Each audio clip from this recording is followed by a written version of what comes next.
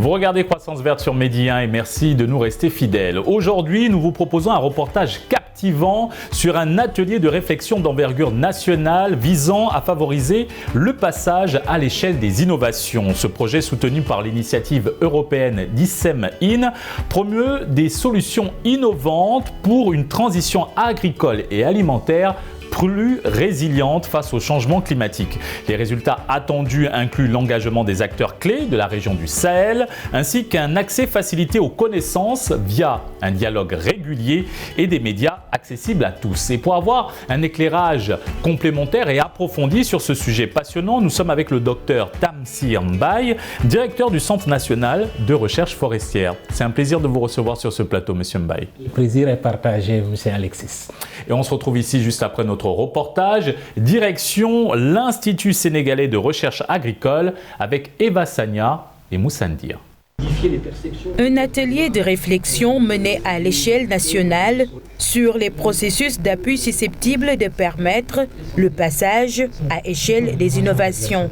Ce, à partir des connaissances transversales produites sur les approches d'innovation développées par les projets DESIRA. C'est-à-dire que nous, notre rôle, c'est de documenter la démarche de recherche d'un ensemble de projets qui sont les projets de l'initiative européenne DESIRA. L'initiative européenne DESIRA, elle a été lancée à échelle globale et nous, on travaille sur un ensemble de projets qui se déroulent dans la zone sahélienne, donc sur tous les 7 pays. Aussi d'innover sur l'aspect organisationnel, essayer de structurer les acteurs entre eux, et sur l'aspect socio-culturel, essayer de changer les mentalités pour changer les pratiques. Et l'ensemble de ces projets développent des innovations qui recouvrent ces 3 dimensions. Et c'est ça, cette démarche-là, qui est spécifique et commune à tous les projets avec lesquels nous travaillons, que nous essayons de promouvoir à travers cet atelier au niveau national. Et donc notre objectif ultime, ce serait qu'on va essayer d'identifier des pistes de plaidoyer pour convaincre les ministères de la Recherche et de l'Agriculture du bien fondé de cette démarche d'innovation afin qu'elle soit déployée par les ministères, donc à plus large échelle. Le projet d'ISEM-IN vise à capitaliser les expériences relatives aux démarches d'innovation élaborées au sein de 9 projets DESIRA au Sahel. Lorsqu'on a mené le premier atelier régional l'année dernière, les projets nous avaient remonté un certain nombre de défis auxquels ils avaient été confrontés, notamment par le fait qu'ils avaient été lancés dans le cadre, au moment de la crise sanitaire, crise sécuritaire au Sahel, il y a quand même énormément de défis. Et du coup, en fait, ces projets DESIRA ont essayé d'élaborer un certain nombre de solutions ou de réponses pour tenter de mener cette recherche dans un contexte qui est assez particulier. C'est un contexte d'instabilité politique, sécuritaire, etc. Voilà. Et donc, du coup, ces projets innovent aussi dans la façon même dont ils mènent en place leurs activités. On a élaboré un certain nombre de documents qui comportent les solutions que chacun de ces projets met en œuvre pour répondre à ces défis aussi, de mise en œuvre des projets. Il s'agit d'une initiative européenne qui promeut des innovations pour une transition de l'agriculture et des systèmes alimentaires vers des modèles plus résilients au changement climatique. Grâce au plaidoyer, par exemple, qu'on a mené à travers la DITAES, on a pu obtenir la subvention des engrais organiques au niveau du MAERSA. Et ça, c'est un très grand impact. Au niveau, à l'échelle locale territoriale, les producteurs prennent de plus en plus conscience de la nécessité de la gestion des ressources organiques, des ressources naturelles de manière générale.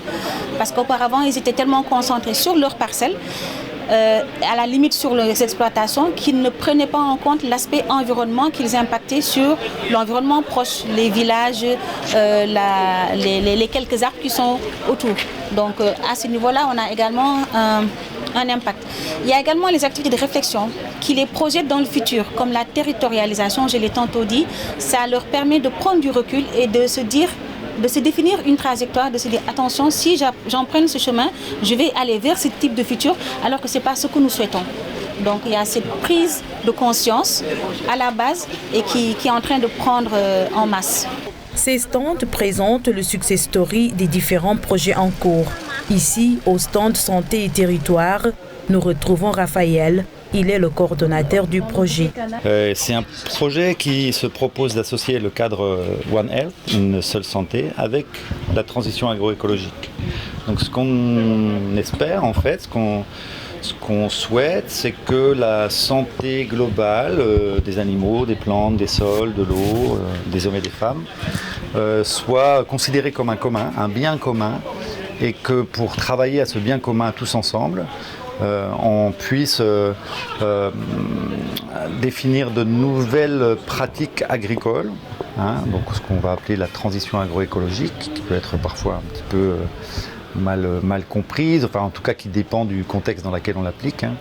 Voilà, donc définir des nouvelles pratiques agricoles, réfléchir à améliorer ces pratiques au regard de la santé de l'environnement, de la santé des populations. Pour ça, on a une démarche qui est une démarche participative originale, dans le sens où on fait de l'accompagnement par la recherche. Donc les groupes de chercheurs vont sur le terrain et vont aller codéfinir les questions de recherche avec les acteurs locaux, codéfinir les actions à mener, implémenter les expérimentations, les suivre, les évaluer, et puis en continu, avoir une attitude un peu réflexive sur ce qu'on est en train de faire, regarder ce qui marche pas, et puis corriger un petit peu nos pratiques, etc. Il y a beaucoup de savoir et de savoir-faire, donc donner à voir ces pratiques, les tester dans d'autres contextes, on va dire plus localement, et voir avec les agriculteurs si ça fonctionne. Aller s'inspirer de ce qui se fait peut-être dans d'autres pays, ça peut même être en Amérique du Sud, où ils ont beaucoup une certaine avance, on va dire, en agroécologie. Ils sont au total 6 stands à mettre en exergue les trajectoires d'innovation qui sont en train de porter des fruits. C'est le cas du projet Biostar, un projet qui innove pour la transition énergétique en Afrique. Par exemple, au Sénégal, si on prend la filière de l'anacarde, le projet Biostar va installer auprès des petites PME qui transforment l'anacarde.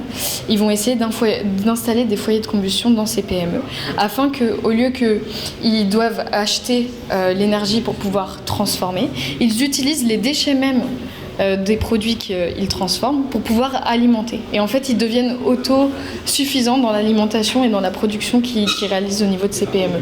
Donc ça, c'est un exemple d'innovation qui commence à porter ses fruits, ou en tout cas qui a des germes et qui pourrait être prometteuse. Parce que lorsqu'on dit aux gens, vos déchets de culture, en fait, c'est plus des déchets, on va pouvoir les valoriser et c'est des sources d'énergie et donc finalement aussi des sources économiques, puisqu'ils n'auront plus à acheter de l'énergie autre part, ils l'auront déjà localement sur place. Exactement. On a mis en place une technique, la spectrométrie proche infrarouge, qui permet d'analyser des échantillons de manière très très aisée. Et là, on a terminé en 10 jours d'analyser 1600 échantillons. Moi, je dirais que c'est un impact, parce que pour faire ça, une analyse classique de laboratoire, il nous fallait peut-être 2, 3 mois, 4 mois, avec beaucoup de réactifs chimiques, etc. Et là, grâce au projet Cassex, on a réussi. Donc on a eu un impact sur l'environnement, qu'on a utilisé moins de chimie, et on a eu un impact aussi sur la vitesse d'avoir les résultats pour les doctorants, pour les chercheurs, parce qu'on a les résultats en 10 jours. Voilà un exemple d'un impact pratique. Cassex, le but du projet, c'est effectivement de faire le bilan carbone, donc mesurer les émissions de gaz à effet de serre des ruminants, et après mesurer le stockage de carbone par la végétation, par le sol, et de faire un bilan entre les émissions et le stockage, qui va nous permettre de savoir si le système d'élevage il est séquestrant, c'est-à-dire si on garde le carbone ou si on émet plutôt le carbone. La particularité de ces ensembles s'inscrit dans la co-construction. Ils innovent dans différents domaines que sont l'élevage, l'agroécologie et l'amélioration variétale.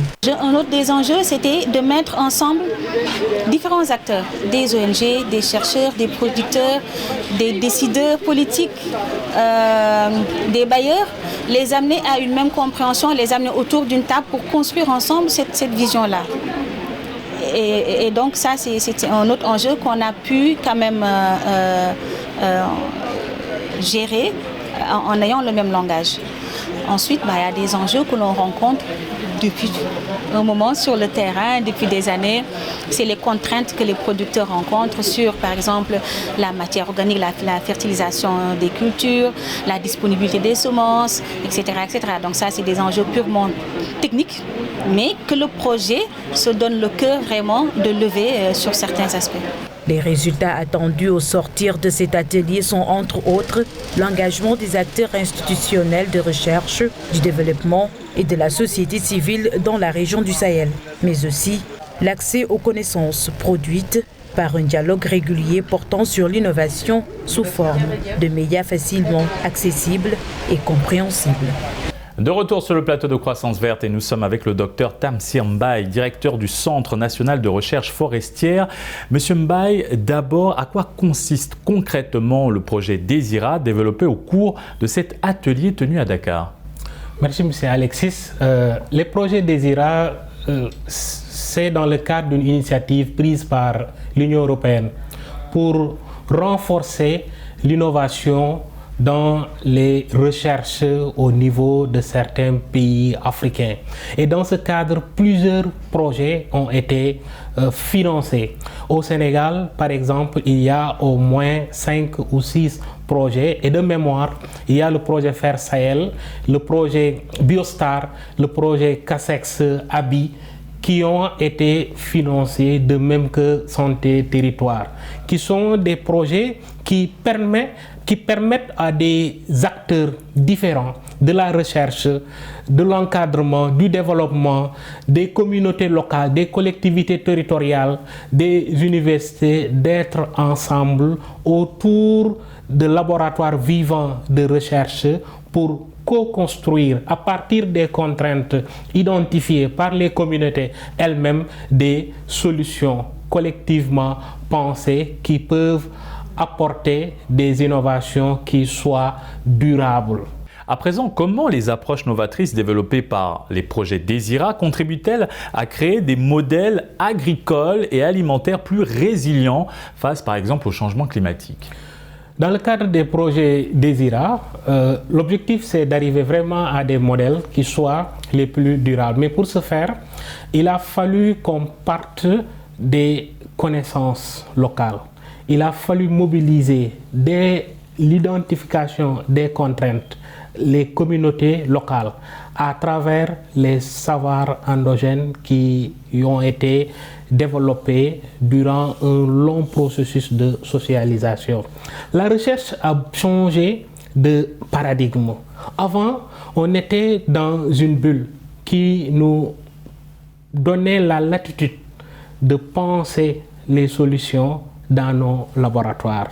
Mais à la longue, on s'est rendu compte que nous arrivions à des résultats qui n'étaient pas appropriés pour les communautés pour lesquelles nous sommes censés travailler. Et à partir de ce moment, on s'est dit qu'il fallait changer de fusil d'épaule. Et le changement de fusil d'épaule est en relation directe avec la création d'innovation. Parce que pour innover dans un espace avec des communautés, il faut savoir ce que vivent ces communautés et ce que comporte leur espace. C'est à partir de ces connaissances-là qu'on développe des stratégies pour co-construire sur les contraintes des solutions qui soient durables, qui soient écologiquement viables, mais qui soient économiquement rentables également. Docteur Mbaye, quels sont les principaux enjeux auxquels les acteurs de la recherche, du développement et de la société civile doivent faire face dans la région du Sahel en matière d'innovation durable, justement? Plusieurs enjeux. Les enjeux sont énormes, les défis sont multiples, parce que la région du Sahel connaît beaucoup de mutations, parce qu'il y a une question en lame de fond avec l'insécurité, avec la paupérisation qui est fatalement induite par les effets des changements climatiques. Dans ce cadre, qu'est-ce qu'on note dans le Sahel? Les phénomènes migratoires. Énormément de phénomènes migratoires. Qu'est-ce qu'on note dans le Sahel? Énormément de phénomènes d'insécurité avec le djihadisme, il faut oser le dire. Qu'est-ce qu'on note dans le Sahel? Un certain effondrement des États qui n'arrivent plus à avoir le contrôle dans leur espace territorial. Et cela engendre des déséquilibres au niveau des communautés qui deviennent moins résilientes face à ces multiples chocs. Et le rôle de la recherche, c'est de travailler avec ces communautés en prenant en compte toutes ces difficultés-là, qui sont des défis réels auxquels ces différents acteurs font face. Et l'enjeu également, c'est d'arriver à financer ces recherches-là ou bien à influencer ceux qui financent ces recherches-là pour qu'ils prennent en charge les véritables problèmes du Sahel. Et heureusement que l'initiative Désira a permis au Sahel de développer des projets qui, nous l'espérons, vont impacter positivement sur le devenir du Sahel en termes d'innovation qui seront élaborées, mises en œuvre et qui pourraient être mises à l'échelle pour éviter la répétition à l'échelle du Sahel. Quelles sont les mesures concrètes prises pour impliquer les acteurs institutionnels dans la recherche et le développement d'innovations durables dans notre région? Les mesures concrètes, c'est d'abord dès l'élaboration des projets, dès l'identification des thématiques de recherche, les institutions de recherche du Sud s'allient avec celles du Nord pour identifier des problématiques. Et dans la phase d'élaboration, de construction du projet, il y a des acquis qu'on a pu obtenir avec les communautés qui sont mobilisées. Mieux, certaines communautés, au travers de leurs instances faîtières, sont associées dans l'élaboration de ces projets. Et elles deviennent même partie prenante des projets. Si je prends l'exemple du CASEX, dont l'animateur scientifique vient de passer dans l'élément, il y a par exemple certaines organisations des éleveurs à l'échelle sous-régionale comme l'APES qui sont partie intégrante de ce projet. Et cela permet de toujours avoir comme fil rouge les préoccupations principales des communautés. Intéressons-nous maintenant aux impacts potentiels des démarches innovantes développées au sein des projets Désira sur les communautés locales et leur résilience face aux multiples difficultés qui en découlent.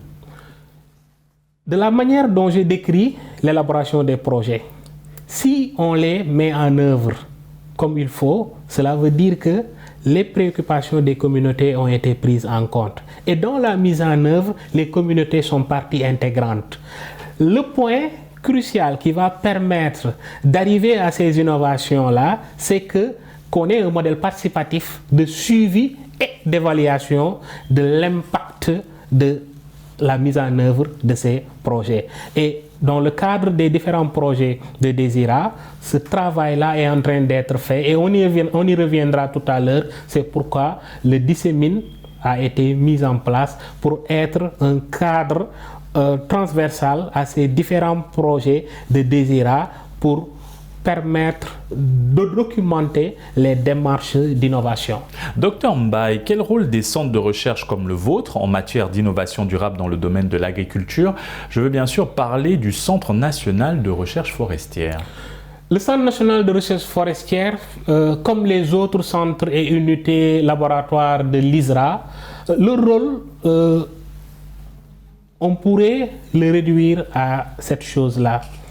C'est de partir des problèmes des communautés pour, avec les communautés, arriver à des solutions participatives, durables et résilientes. C'est notre rôle principal. Et comment se passe la collaboration au sein de votre institut entre les chercheurs, les agriculteurs, les décideurs et même la société civile en matière d'innovation agricole? Tout à l'heure, je disais que la recherche a changé de paradigme parce que depuis le PSAOP, suivi par le WAP, il y a une implication forte des communautés, surtout les organisations de producteurs. Et quand la loi d'orientation agro-silvopastorale a été votée en 2004, il s'en est suivi le système national de recherche agro-silvopastorale et le système national de conseil agro-silvopastoral avec des fonds, le FNDASP, le Fonds national de développement agro-silvopastoral et le FNRA, Fonds national de recherche agricole et agroalimentaire, qui sont des outils qui promeuvent des recherches qui s'appuie fortement sur la demande, laquelle demande provient des communautés, des producteurs et de leurs besoins qui ont été identifiés à partir des contraintes. Cela fait que la recherche n'est plus isolée. La recherche se fait de manière participative. C'est comme si les chercheurs avaient cédé une partie de leur autonomie pour être beaucoup plus efficaces et efficients. Et maintenant, à l'échelle continentale, quels sont selon vous les défis à relever dans le domaine de la recherche agricole et de l'innovation durable? Selon moi, les défis sont d'arriver à plus de synergie et d'ouverture. Et heureusement, il y a les systèmes nationaux de recherche agricole qui sont fédérés au niveau sous-régional, régional, voire même continental. Et le FARA, qui regroupe les producteurs au niveau continental, joue également un excellent rôle. Moi, je me dis que c'est très simple. Les pays du Sahel, pris individuellement, n'ont pas la force, le pouvoir économique d'adresser comme il faudrait leurs problèmes. Et ces problèmes étant très complexes, il nous faudrait, au-delà de nos nationalismes assez béats, aller vers plus d'agrégation de nos forces et des projets transversaux à nos territoires. Heureusement, si nous prenons les Désirats, c'est ce qu'on est en train de faire. Si vous prenez le CASEX, c'est entre le Sénégal, c'est entre le Burkina et le Niger. Si vous prenez Abyss, il y a le Mali, il y a le Sénégal. Si vous prenez Santé Territoire, il y a le Bénin, il y a le Sénégal. Donc on est conscient de nos limites et on arrive à contourner ces limites-là en montant ensemble ces projets avec des institutions diverses de divers pays du Sahel. Le projet Désira a de grandes ambitions, c'est une belle initiative, mais qu'est-ce qui pourrait la faciliter pour qu'elle se déroule dans les meilleures conditions? Ce qui pourrait faciliter le déroulement dans les meilleures conditions des Désira, c'est que dans nos pays également, qu'on soit conscient d'une chose, on peut être assisté, accompagné par l'Union européenne ou d'autres bailleurs. Mais nous devons être conscients que cet accompagnement-là ne peut pas être pérenne, éternel. Nous devons nous baser sur les résultats que nous aurons obtenus au travers de ces projets financés par un bailleur comme l'Union européenne pour prendre conscience dans nos États africains et mettre en place des systèmes nationaux d'innovation agricole qui permettent de financer la mise à l'échelle de toutes les innovations qui seront élaborées, co-évaluées avec les producteurs, co-validées avec les producteurs. Moi, j'en appelle vraiment à une prise de conscience forte de nos États, mais à une prise de conscience forte également de nos communautés et de leurs instances faîtières pour qu'on travaille à influencer davantage les prises de décision pour des financements autonomes qui ne soient pas toujours basés sur les desiderata des bailleurs internationaux qui peuvent ne pas avoir les mêmes intérêts que nous du Sahel. Merci Dr Mbaye pour cet éclairage. Nous rappelons que vous êtes le directeur du Centre national de recherche forestière. C'est moi qui vous remercie. Et merci à vous d'avoir suivi cette émission. Très bonne suite des programmes sur Medi 1.